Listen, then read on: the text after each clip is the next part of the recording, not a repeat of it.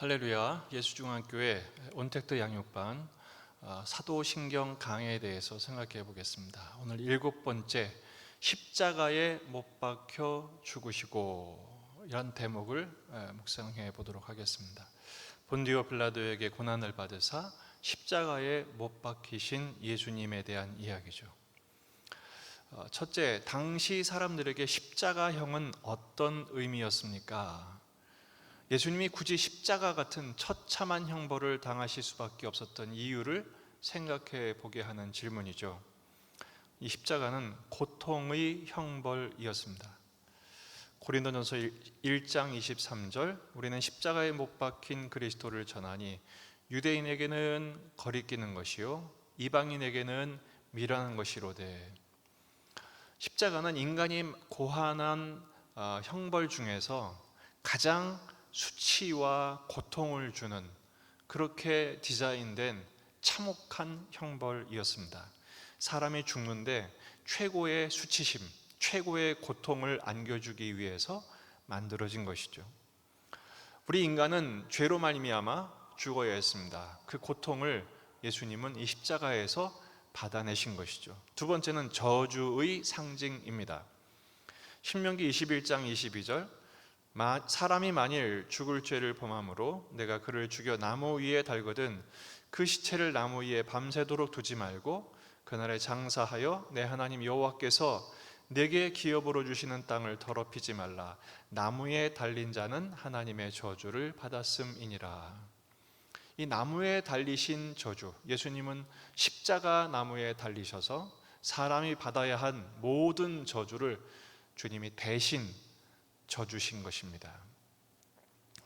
순환을 예고하신, 십자가를 예고하신 예수님께 대하여 베드로가 책망하면서 이 일이 있을 수 없습니다 라고 말했던 이유가 이것입니다. 십자가에 달린다는 것은 저주받은 인생의 모든 고통을 짊어져야 하는 것을 말하거든요. 오히려 예수님께서는 사탄아 내 뒤로 물러가라, 너는 사람의 일만 생각하고 하나님의 일을 생각하지 않는다라고 책망하셨습니다. 십자가는 하나님의 일을 하시기 위한, 우리를 구원하시기 위한 하나님의 지혜인 것이죠. 두 번째, 예수님께서 십자가에 죽으신 이유는 무엇일까요? 크게 세 가지인데요. 첫째는 내가 받아야 할 죄의 형벌을 대신 받아주신 것입니다. 우리 인류는 모두 죄인입니다. 모든 사람이 죄를 범하였음에 하나님의 영광에 이르지 못한다 그랬습니다. 죄인은 죄값을 치러야 하지요.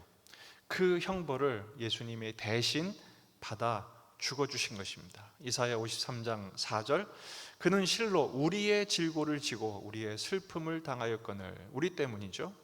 우리는 생각하기를 그는 징벌을 받아 하나님께 맞으며 고난을 당한다 하였노라.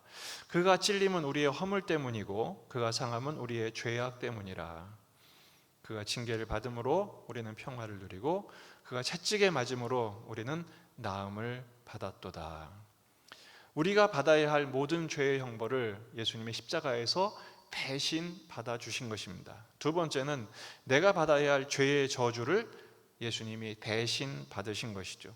십자가는 저주의 상징이라고 했습니다. 갈라디아서 3장 13절, 그리스도께서 우리를 위하여 저주를 받은 바 되사 율법의 저주에서 우리를 속량하셨으니 기록된 바 나무에 달린 자마다 저주 아래 있는 자라 하였습니다. 아까 신명기 21장 말씀 그대로 예수님이 대신 나무에 달리심으로 우리가 받아야 할 율법의 저주를 대신 받으심으로써 그 값을 지불해 주신 것입니다. 따라서 우리는 더 이상 저주의 대상이 아니라 축복의 자녀가 된 것이죠. 결국은 세 번째, 십자가는 하나님의 사랑입니다. 영원한 사망과 지옥의 형벌에서 헤매야 할 우리들을 위해서 예수님이 대신 십자가를 져주심으로 영원한 생명, 천국의 축복을 받는 자녀가 되게 하신 것이죠. 로마서 5장 8절, 우리가 아직 죄인 되었을 때 그리스도께서 우리를 위하여 죽으심으로 하나님께서 우리에 대한 자기의 사랑을 확증하셨느니라. 십자가는 우리를 향한 하나님 아버지의 사랑입니다. 세 번째, 그리스도의 십자가 교리는 그 십자가를 믿는 우리에게 어떤 은혜가 있을까요? 첫째는 십자가로 거듭난 삶을 살게 됩니다. 변화된 것이죠. 갈라디아서 2장 20절, 내가 그리스도와 함께 십자가에 못 박혔나니 그런즉 이제는 내가 사는 것이 아니요 오직 내 안에 그리스도께서 사시는 것이라. 거듭난 존재가 됐어요. 전에는 내가 주인이었지만 이제는 예수님이 나의 주인이시고 우린 예수님 안에서 나는 죽고 예수로 사는 것입니다. 이제 내가 육체 가운데 사는 것은 나를 사랑하사 나를 위하여 자기 자신을 버리신 하나님의 아들을 믿는 믿음 안에서 사는 것이라. 저주의 십자가가 생명의 십자가가 된 것이죠. 지옥의 형벌에 들어갈 우리들이 천국의 영원한 복락을 누리는 존재로 거듭나게 된 것입니다. 두 번째는 그 십자가의 길을 걸어가는 제자의 사명도 동시에 받게 됩니다. 마태복음 16장 24절, 이에 예수께서 제자들에게 이르시되 누구든지 나를 따라오려거든 자기를 부인하고 자기 십자가를 지고 나를 따를 것이니라. 예수님이 우리를 위해 대신 십자가를 져주신 것처럼 우리도 그 십자가의 제자로서 이제 우리에게 각자에게 지워진 십자가의 길을 기쁨으로 걸어가는 것이죠. 근데 이 십자가의 길은 더 이상 외로운 길이 아닙니다. 주님이 우리와 함께 하셨기 때문이죠. 더 이상 고통의 길이 아닙니다. 십자가에 승리하신 예수님이 우리에게 힘과 믿음과 지혜와 은혜를 부어주시기 때문입니다. 세상은 십자가를 지우죠. 하지만 우리는 기꺼이 십자가를 지고 갑니다.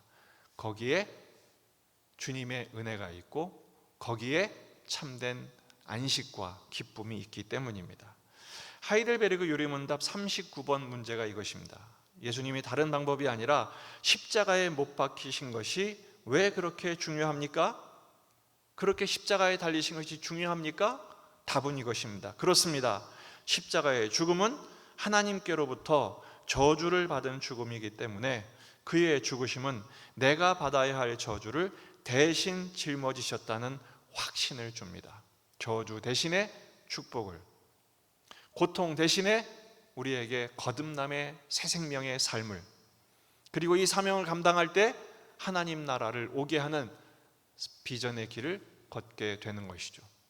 따라서 예수님의 제자들은 십자가의 제자가 되어야 합니다. 그래서 십자가를 바라볼 때 참 소망을 얻습니다. 십자가를 바라볼 때 생명이 넘칩니다. 십자가의 길을 걸어갈 때 주님이 함께 하십니다. 이번 한 주간도 주님과 동행하는 삶을 통해서 주 예수와 함께 십자가를 지는 가운데 오히려 우리에게 안식을 주시고 믿음과 용기와 지혜를 더하시는 십자가의 제자의 길을 잘 걸어가는 저와 여러분이 되시기를 주의 이름으로 축원합니다. 오늘은 여기까지입니다. 수고하셨습니다. 감사합니다.